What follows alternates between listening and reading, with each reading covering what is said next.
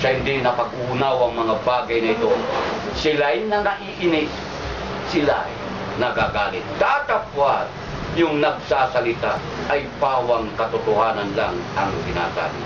Nagaya na lang sa ating kapanahunan, kapatid. Tignan nyo ang angking kalagayan ng inyong mga ministro. Tunay na kahit sa bayan, walang kagalang-galang tayo sa mga bagay. Kahit pa tayo nagsasabi ng katotohanan, gaya na lang ng Lunes, meron tayong kapatid na ikinasal sa matukin na restaurant sa Langkayasan, Ordaneta City. At nang matapos ako sa pangkakasal, nilapitan ako ng matatanda at nagpapasalamat sa isang bagay na kung saan maganda raw ang ating pong pagpapakasal dahil mga ang ginagamit ng inyong likod ay salita ng Diyos na binabasa. Wala daw iniwan na yung isang matanda, kahit siya'y saksi, parehas lang daw. Nangiti na lang ako. Ganon, kahapon, dahil may angking kama, merong isang dalawang nangaral dito. Kahapon nandiyan ako sa loob. Hindi ko pinansin. Kung titignan mo, ang kanila, nangangaral sila, naka-t-shirt lang yung pambahay na t-shirt kapatid. Pero may daladalang bigla. Pinangangaralan yung mga bata. Nag-ipon din yung mga bata. Pinarinig na kapatid na Ruter. Yung purgatorio. Nagtanong ngayon si Ruter. Sabi ni Ruter, pwede po bang magtanong? Hindi gumibo. Narinig ko kasing sinabi niyo, purgatorio, sabi ni Ruter. Meron bang purgatorio sa banal na sulat? Sabi ni Ruter. Ngayon ang sinagot kay Ruter yung nangangarap, magtanong ka sa pari. Kamu yung mga yun. Paano mapag-uunawa ng tao kung hindi niya naunawa at kayo magtatanong para mapag-unawa niya? Ang isasagot mo, magtanong ka sa pari. Tapos, gusto na naman niyang magsalita. Datapwat, pinagalitan na siya. Saan? Diyan sa harapan ng tindahan ni Ibas. Kaya kita niyo kapatid, bagay na kung saan, paano lubos na makauunawa ang mga tao? Kung ang tanong, napakasimplitan, ay hindi nasasagot ng mga tao. Ganyan ba ang salita ng katotohanan ng mga salita ng Amang Diyos? Hindi. Kundi, tunay na mulaan ang mga nangangaral na ito na ni ang kanilang sinasabi, di pa nila nauunawaan. Ni yung kanilang itinuturo, hindi pa nila nalalaman. Paano yan? Kapatid, gaya nga ng sinasabi po namin sa ating pong katayuan sa kapanahunan ito. Napakaraming kanya, di ba? Lalong-lalo na mga Manalo. Sikat na sikat. Soriano. Kibuloy. Lalong higit kanina nung pinuktan ko yung IBC 13, batang-bata. Ang nakita ko lang, www.busanchez.com. Batang-bata, kala mo artistang. Ganda lalaki, gwapo. Ang galing, magsasalitang galing. Mapahanga ako sa galing niya biste, naka-Amerikana ba? Walang iniwan na kung iahambing yung pananamit ni Ili Soriano, pananamit ng mga ministro ni Iglesia ni Cristo Gunde, na yun ang hahanga mong pananamit na nakikita mo. At kung magsalita, napakagaling. English pa kapatid. Batang-batang, galing! Pero ang kanyang mga salita, halos di man lang nakabatay o nakabase. Basehan sa Iglesia na sa aklat ng Panginoon. Kumbagay mapulak-ulak na napakagagandang mga binibitawang salita na wari pagay dinuduyan ka lang sa galing ng pananalita. Pero kapatid, sa atin ang batayan at basihan natin ay mga salita ng Diyos na susulan. Ngayon kapatid, ano ang mga ginawa ng mga hindi sumampalataya? Kaya na lang nang nakikita po natin sa lahat na yan. Hindi sumampalataya yan.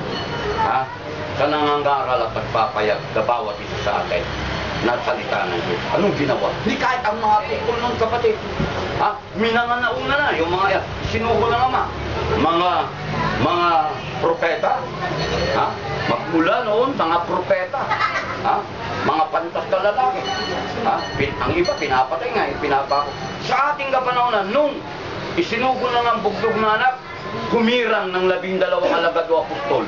Anong ginawa ng nagngangaral ang mga apostol? Anong ginawa ng mga tao noon na hindi sumasampalataya sa kanila? Unang-una tinututulan. Ha? Lahat ng sabihin ng mga apostol tinututulan ng mga tao, namumusong sila. Ha? Mga tao galit na galit, namumusong. At tinututulan yung sinasalita ni na Apostol Pedro, Pablo, at mga 12 pang mga apostol, mga minamahal. Tinututulan lahat. At sa manda ako napunta, sa bayan-bayan at bawat lansangan na gagawin pa na pagpapayag. Anong ginawa? Mga minamahal, ginugulo at binabagabag ang mga tao. Wari ba kayo, huwag kayong maniwala dyan.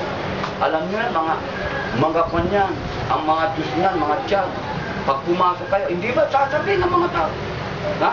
Pag tayo nagsabi, alika, mga alam ka ng katotohanan sa Iglesia ng Diyos kay Kristo, huwag ka maniwala dyan. Pagpasok mo dyan, napakahirap dyan, napakaraming bawal. Ha? Maghuhulog ka pa sa mga supot nila. Pinayayaman mo lang sa mga kwan. Kita mo mga minamahal. Walang gagawin to. Guguluhin. Ha? Nawari ba kay hahadlangan? Kagaya ng Diablo, kanyang isinasarang pintuan ng karyanan. At kita nyo kapatid, magmula na una hanggang sa ngayon, lalong higit, sabi ko nga mga minamahal na kapatid, ihahambing nyo ang inyong mga kapatid na ministro sa mga kadyag dominik. Malayo-malayo. Ha? Di ba?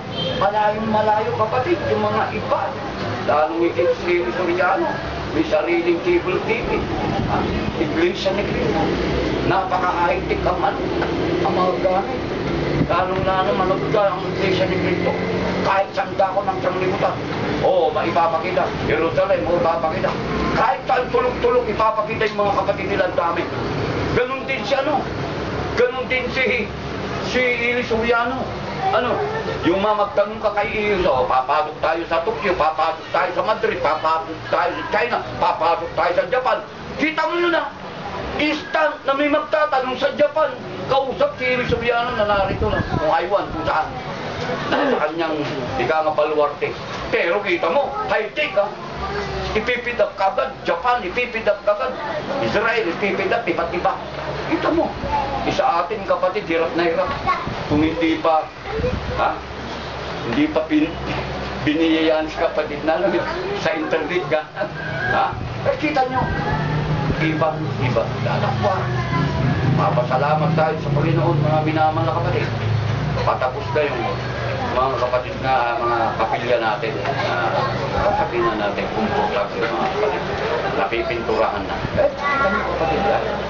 Ngayon kapatid, bakit ganun na lang ang dinarangat natin? Bakit, di ba? Sino ang gugusto yung ganun, di ba?